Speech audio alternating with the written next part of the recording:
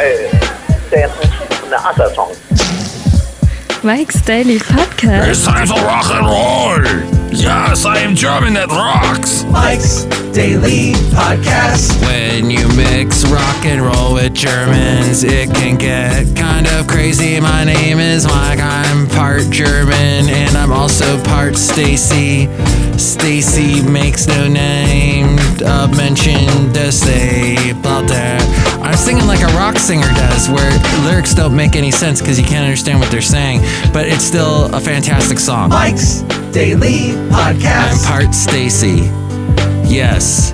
Hey, this is why I am glad I am not some Mike's famous rock star. Daily I can't come up with Podcast lyrics very well, and yeah, I can't come up with album names. How do they keep coming up with album names? I was thinking about it the other day that Tears for Fears, whom we were speaking about on a recent podcast, which they have done I guess a couple years back, they did a Spotify concert, which you can see on YouTube, where they were honoring the 30th anniversary of the songs from the Big Chair album that had Everyone Wants World of World, and the other one called Shout and Head Over Heels, which, by the way, is a music video that features a drumming rabbi. And for that and that alone, it is the best video that was ever made in the 80s. And there's is it a chimpanzee that's doing this kind of a dance thing and kissing Kurt Smith? And Roland Orzabel's got his backpack on and his little trench coat and his mullet curly hairdo. So, the question is, with Tears for Fears, there's songs from the Big Chair, which was named aptly thus because they had seen the movie Sybil, and they had done a song that was featuring lyric or pieces of the movie, which they never got sued for, they said, and they were thankful about that. And so they had that. And here's today's podcast picture, Which I don't think it's on the album. Songs from the Big Chair, oddly enough. But if you go and get the B-side album thing, which, yes, I went out and bought that because I wanted to be completely up to date and be the hugest Tears for Fears fan. But that, sad me, I know, sad me, Mad World, that's the other album, The Hurting. But Songs from the Big Chair, they called it that because of the Big Chair is involved. That's something involved with the movie Sybil. I know, Basil, I never watched Sybil with you, but it's supposed to be good. Yes. My lovely lady friend is a therapist, and so that movie would be very interesting to her, I'm sure. Woman, Sybil's got multiple personalities.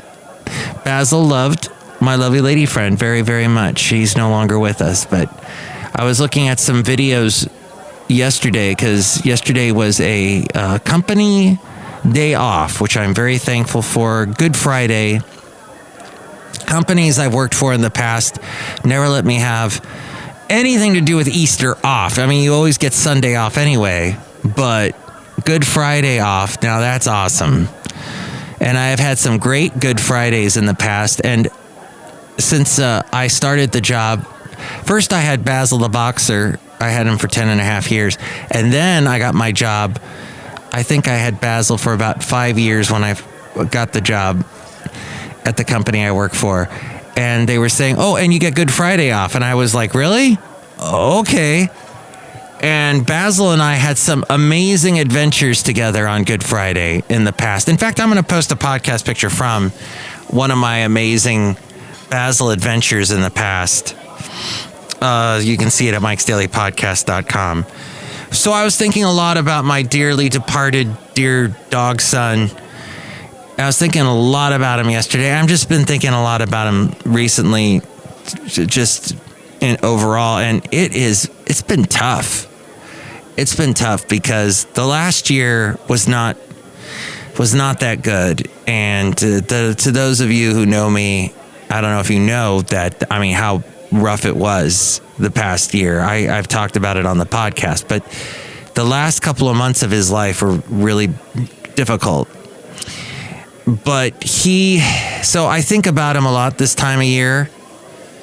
And I mean, this is the first year without him, but he and I did a lot of fun things together on Good Friday. We'd always have the day off and go on some fun adventure. Now, I was thinking a lot about that yesterday, and it was just the beginning of my Good Friday was not so good because I was very much sad about it, thinking about it. And that's the thing about grief. Grief is just a bizarre human emotion. And you never, ever, this is what all the experts say, don't feel goofy or silly or guilty about feeling grief, ever. If it washes over you, I mean, it shows up at the weirdest times. Something will trigger your memory. Something will come up. Maybe nothing will bring up the memory of a lost one. And you'll just be overcome with emotion. And just all the experts say. And my lovely lady friend has dealt with grief therapy. She had a grief group. And she just, I mean, really studied up on it, did her research on it when she did the grief group for about a year. And it unfortunately had to be disbanded once the pandemic started. She didn't want to mess with that Zoom thing with the multiple Zoom frames. It's tough to do a Zoom when you got a bunch more than one person that you're Zooming with. When you got multiple people, it can be a little jarring to jump from person to person. And yet somehow we make it work in our digital times. But she found out some interesting theories and thoughts about grief. And one of them is it just happens when it happens. And you can't feel guilty about it. And time doesn't necessarily make grief go away. And so don't feel like, oh my gosh, so much time has gone by. Why am I still grieving this person or this being that Basil was? You know, why are you still grieving? There's no answer to the question why. It just happens. It just is. So things to remember about that. There was a comment made in the television show Midsummer Murders, and the main character of the show, Tom Barnaby, played by John Nettles, he says something like he's at a cemetery, and he says, why do people grieve the dead? It only makes the death last longer. He said something to that effect, which I basically have disproven in this podcast, and my lovely lady friend would have yelled at him for saying that, because it's not true. It's not. It just happens. And grief, you got to work through it. You can't hold it in. I mean, you have to sometimes because you're with people and you don't want to start bawling your eyes out in front of them. Or maybe your friends are cool with that, so that's good. Some of that should be let out, but anyway, cafe anyway. I am not a psychologist. I am not a therapist. It just seems to me that grieving happens when it happens, and it's just going to keep happening over and over again, and it's good to work through that stuff and not to deny it. And your brain is how do we even process? This is an interesting time of year as we go outside of Cafe Anyway, where we bring in Mike's Daily Podcast somewhere in Podcastro Valley, the last place on earth. This is a time of year of rebirth, and we talk about Jesus on Easter weekend, and he rose from the dead. And then all around us, there's rebirth happening. There are trees coming back to life, little blossoms popping up. There are lots of different species of animals. Went back German again. I'm not going to sing a rock song in my German voice. Not going to sing a song by the Scorpions or by Rammstein or Falco After the Fire, Nina. No, I'm going to say that this time of year, we have all these different species of animals having little chicks, little babies born all over. the grass is growing. Nature. Okay, enough about that. So see the podcast picture at mikesdailypodcast.com. Interesting stuff to tell you about real quickly here and such. Oh, and that is Songs from the Big Chair, Tears for Fears, right? Billy Joel had an album out around the same time called Songs from the Attic. Both of those albums, Songs from the Big Chair, Songs from the Attic, are my favorite albums. That Billy Joel album, though, was a live album. The Tears for Fears album was a studio album. But the live album that Billy Joel did, he basically said, I want to take all these songs that were album cuts from my previous early albums that were the studio recordings were awful. I didn't like them. I'm going to redo them with my band that I have now, which was in the early 80s. And I'm going to put out this album. We're going to do these songs the way our band does them. And he actually had a hit single with She's Got Away, which was released from that Songs from the Attic album. And I have been in such a Billy Joel mood these days because I love these days. That's from the Songs from the Big Chair album. And just some of the stuff he talks about with the making of these albums. And Liberty DeVito, his drummer, during that fantastic phase with his band at that time, the thing is, he loved those songs that Billy Joel wrote. Some of them he really got into, like Honesty. That originally was called Home Again, and then Billy Joel rewrote it. And Liberty DeVito did a drum seminar. I think this was 10 years ago. You could see it on YouTube. And he's talking about how as a drummer, you have to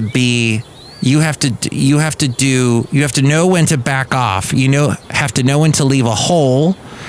And also when to put the fill in, he calls drumming the 4-beat, the do, 1, 2, 3, 4. He calls that the pants that the drummer's doing, the do. And then the fill is the shirts. Like what shirt is going to go with those pants? Not every shirt goes with those pants. So he says you could have 75 different shirts, but they're all not going to go with those pants. That's the way he likened it. And then he performs Honesty, and he says, I'm going to do a slow song because I want you to see what I do with even though it's a slow song, there is going to be a lot going on. Let's watch. And he's, Honesty, and he's doing all that live, and this was 10 years ago, and dang it, he's such a good drummer. And I think he's got a new book out. And yeah, he fought with Billy Joel, but gosh, he was a big part of Billy Joel's, all those songs that made Billy Joel famous, Liberty DeVito was such a huge part of. And then he's just so Italian and so New York. I just love listening to him talk. Okay, is there a right way to eat a chocolate bunny? Here's what a survey found. 78% of people say you got to eat the ears first. So that's like the number one thing. Eat the ears first. And then a smaller percentage say eat the feet first or eat the tail first. It reminds me of an Emo Phillips joke. That's not a type of music. It was a comedian. He had this weird haircut. Oh, speaking of weird comedians, Marty Feldman, there's a documentary on YouTube about him. Marty Feldman didn't always have those eyes. He's the guy that played Igor in Young Frankenstein. He actually got that when he had a thyroid issue, and he went in for surgery for it in the 60s, and they somehow messed up and left his eyes like that. His eyes were straight ahead before that, and then after that they were tilted slightly from not looking.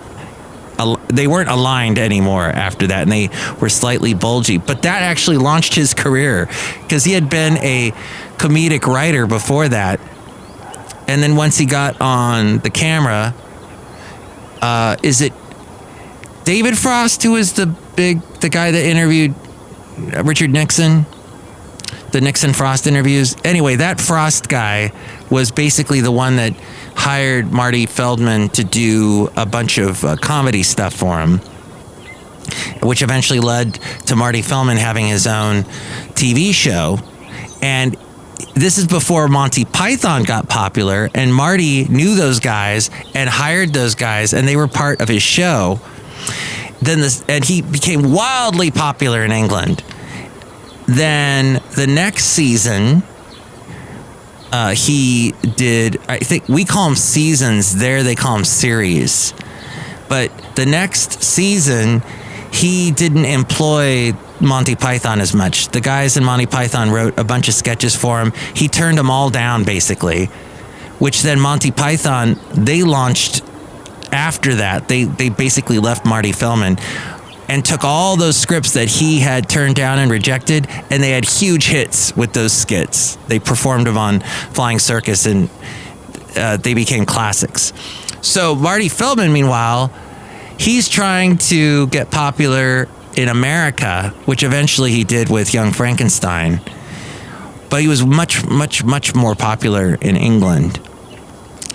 And there you go, Marty Feldman, comedic actors. Okay, so Emo Phillips said something about eating a chocolate bunny, and saying that a psychologist once had him eat a chocolate bunny in front of him.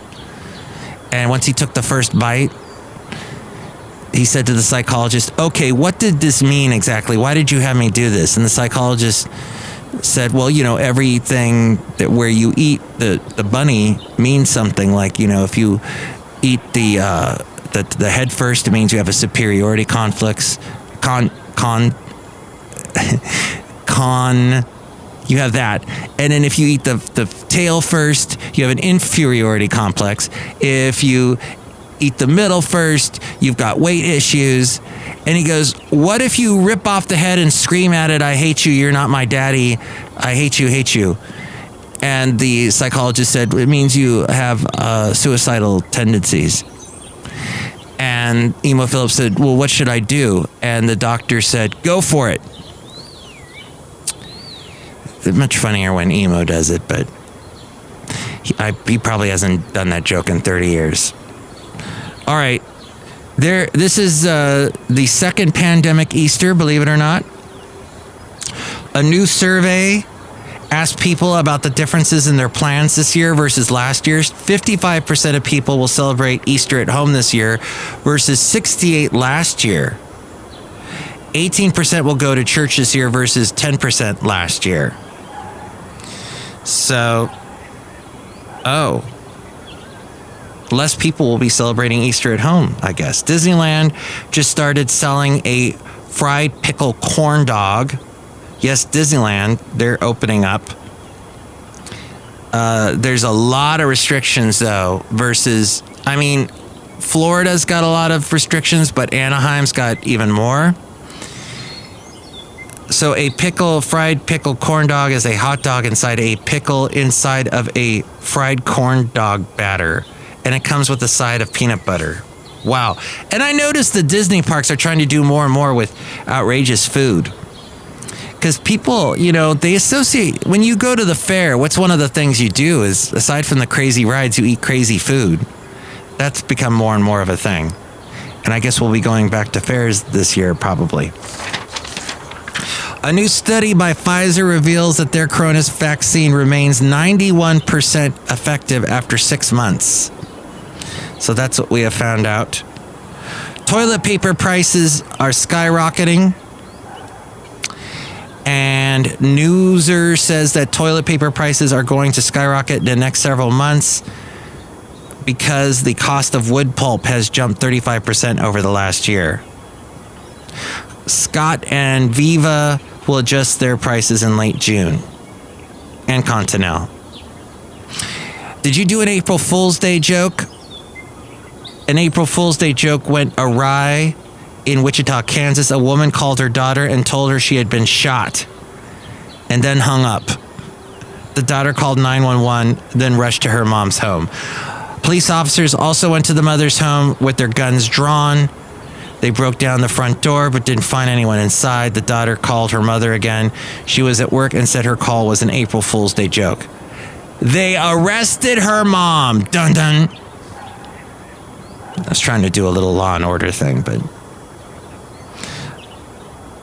Oh, and check this out. In sauced barbecue and plucked chicken in Livermore and Pleasanton, they've announced that they will take over the bocce courts at the recently closed Campo di Bocce on Vineyard Avenue. Their new concept, debauchery, botchery, will open this summer with bocce and a host of other attractions, including axe throwing, shuffleboard, and foot pool. The game in which soccer is played atop a pool table. Wow. Brilliant. Brilliant. That's happening right here in the East Bay. Costco members respond to the poll that Costco had on their Facebook page. I'm pulling this from the Costco connection. I'm being obnoxious. But hey, it's Mike's Daily Podcast, and we do that outside a cafe anyway, somewhere in Podcaster Valley 10. Good old paper books. E-books hurt my eyes, and I love the feel of actually holding an adventure in my hands, says one reader. Regular books for me, audiobooks tend to put me to sleep unless I'm actively doing a puzzle or something. Did you hear that, what's his name? He was the former Speaker of the House. John Boehner. I had no idea. He hated Ted Cruz. Ted Cruz is from, believe it or not, what do you call it? He has a Cuban background. Cuban ancestry. Remember Trump poked fun at his dad? Okay. John Boehner, in his latest book, he did the audiobook. He read it himself. John Boehner's. And he said, while he was recording it, they didn't put this in the audiobook, but he said some kind of derogatory thing about Ted Cruz. He did not like Ted Cruz. Ted Cruz was basically, he said, just full of himself and impossible to work with. It was easier to work with Obama than work with Ted Cruz. I guess brain food for bookworms. This list of facts compiled by Mashable, Yahoo News, and Hello Giggles is sure to keep you glued to the page. What, not Google? Google, by the way, is having their employees go back to work, or like 50% of them or something. Actually come back into the office. Yikes. Let's see. Leonardo da Vinci's Codex Leicester is the most expensive book ever purchased. Bill Gates bought it in 1994 for $30 million. Stephen King's Writing the Bullet, published in 2000, was the world's first mass market ebook. A study finds that reading for just 6 minutes each day can help reduce stress by 68%. The top 3 most read books in the world are the Bible, quotations from Chairman Mao Zedong, and Harry Potter, the series. This one person that wrote to Costco said, I only read ebooks. I don't like holding a hard copy in bed at night. My 18-year-old daughter is just the opposite. And another reader says, depending on the situation, I prefer an ebook or physical book. I dislike audiobooks since I can read faster than the narrator and with as much comprehension and enjoyment. Yeah, seriously. Before you go see a movie, if you heard that the book was really good, read the book. Don't go see the movie. I know I sound like an old curmudgeon, but dang it. Your brain needs it. And I need to read. That's why I'm pulling out Good Success by E. Arthur Self, Ph.D. Learning good lessons from bad leaders. Here's what he says. The inability to let people off the hook strategically. He says, over the last few decades, the fish and game department in many states have adopted catch and release programs. Many sport and commercial fisheries applaud the decision to create catch and release programs as a reasonable, ecologically sound policy for the management and propagation of the fish population. Letting fish off the hook makes sense for the fish, fishery stocks, and fisher persons who get the fun of landing a fish while the fish survives and escapes the frying pan. Yeah, but does the fish really? I actually caught a fish, one of the few times I caught a fish as a kid. And the fish, I'd throw him back because he was too small. I threw the fish into the water, and no joke, this happened in the high Sierras. And this isn't a joke, it's very sad actually. The fish swam back to me, back to the shore. And was basically like, put me out of my misery. Yeah. Was not a good thing. Well, my stepfather took the fish out and ended up killing him. He was the fish killer of the family. He would, chop them up. And yeah, I know it's sad and horrific. And this was in the 70s. And I don't think I've gone fishing since. Or if I did, I never caught a fish again. And it serves me right. I'm a bad angler. So off the hook means good things for fish and for humans. Letting people off the hook has tactical value if effectively executed, or horrible consequences, as you just heard, if badly utilized. You can permanently damage the fish if you do not properly handle and care for it. That's true too if humans are not properly let off the hook. On occasion, you can gain by not emphatically holding people, teams, and organizations accountable to standards, practices, and policies. Occasionally, you achieve more by relenting than by pressing coworkers for 100% adherence to policy. Most bad leaders don't see the value of off-the-hook strategy, nor do they have the discernment or discipline to engage in it. However, letting people off the hook cannot become a primary go-to default strategy. Doing so regularly creates lower performance and compliance standards. People see leaders who default in this direction as weak, tentative, and lacking disciplinary grit. That's why letting employees off the hook for their errors or lack of performance can only be used occasionally. If overused, offenders will take advantage of it. As someone who manages people, I have seen that. And it's no good. For leaders to try entrapping employees in minor rule infractions, that seldom makes sense. Serious big-time or illegal actions are certainly a different matter. However, bad leaders love to entrap employees. The opposite of letting people off the hook. The off-the-hook strategy cannot be used successfully when company rules and policies are willfully broken or for mission-critical matters.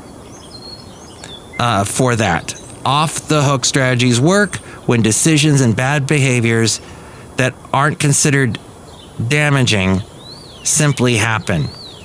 He says, I once had a conversation with a supervisor who told me that she had clearly explained to a group of new hires the importance of being punctual and ready to work at a set time. Most of the new employees took on the responsibility to show up on time as required. However, over time, few employees became careless and began to arrive at work late. Rather than bust the employees for their lack of punctuality, as the supervisor said she would, she simply stood at their workspaces and looked at her watch without making any comments. They got the message, but they never knew when something might be said about the infractions. In this way, the supervisor temporarily let them off the hook, yet held more influence than if she had unrelentingly held them to the standard. In the long run, she achieved the correct response in addition to exercising greater influence, while not abandoning the standards. Alexander the Great once spared the life of a young soldier who had been caught sleeping while on duty. The crime was punishable by death. When the soldier was brought before Alexander for sentencing, Alexander asked the soldier for his name. The soldier replied that his name was also Alexander, to which Alexander the Great then said, "Either change your name or change your behavior." He spared the soldier. I'm sure it was a lesson the younger Alexander never forgot, nor did the other soldiers observing the incident. Thank you, E. Arthur Self, PhD, for that. Oh, now we're outside a cafe anyway, somewhere in Podcastro Valley, the last place on earth. thank you so much for listening. Half hour. This show's gone a half hour. Yikes. All right, we're going to wrap it up shortly. But look who's outside a cafe anyway, somewhere in Podcastro Valley. Did you see the podcast picture from the last show, by the way? The Fort Pulaski National Monument in Georgia. I was there 12 years ago. Gosh, that's such a cool picture. See all the past podcast pictures at mikesdailypodcast.com. Hello, Michael Myers. It's Madame Rootabega, and I love your pictures. Oh! Did you ever get a dog tattoo? No. Would you get any kind of tattoo? No. Wait, we're doing this wrong. Did you enjoy all the stories I told about Easter and stuff? Yes. Do you like chocolate bunnies? Yes. Do you want this conversation to be over? No. Well, it's over. Next show, it's going to be the wonderful Chely Shoehart, Floyd the Floorman, and John Deere the engineer. Thanks for stopping by, guys. I didn't really have any time for you. Hello there, Mike. This is Valentino, the parking attendant. And it's Bison Bentley. Do you know that? We wanted to wish everyone a happy Easter day. Yeah, happy Easters. Do you know that? You can call me 336MM Daily. 3 + 3 = 6. MM is a Mike Matthews Daily, as in what this podcast has been now for just today. But we'll try and get back into a pattern soon. And you can hear my special show. There's a link at mikesdailypodcast.com to hear the show. It's going to be live from 9 a.m. to 4 p.m. tomorrow Pacific time. And you'll get to hear great music and me, and it'll be fun, yes. Mike's Daily Podcast is written and produced and performed by Mike Matthews. His podcast is super easy to find. Download or listen to his show and read his blog at mikesdailypodcast.com. Email Mike now at mikesdailypodcast@gmail.com. See you tomorrow. Bye. And that was episode 2229, 2229 on Rare 2229. Hear all the past podcasts at mikesdailypodcast.com.